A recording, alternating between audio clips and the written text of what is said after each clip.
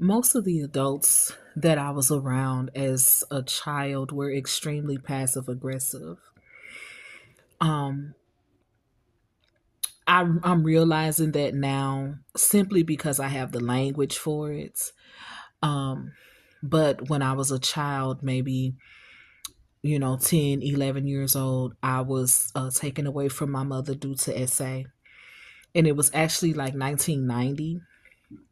So I was 10 going on 11, and I was taken away from my mother. I'm in a whole new space, and most of the adults were extremely passive aggressive at a time where I needed understanding, I needed more nurturing. It was met with aggression and, like I said, passive aggressive.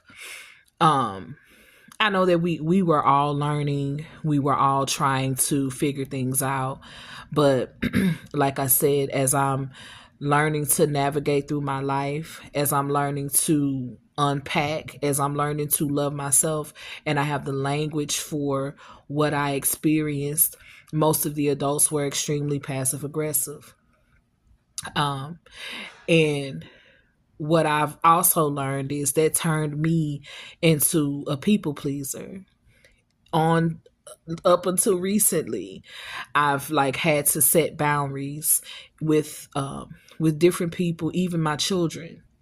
So I said all that to say, as you are going through therapy, even if you're not going through therapy and you're just on a journey for self love, a journey for growth, be prepared to have some realizations that are going to piss you off.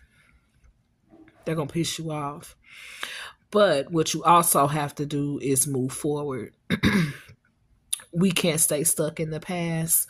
We can understand what happened to us, but we have to move forward. And that's something that I know I have to do.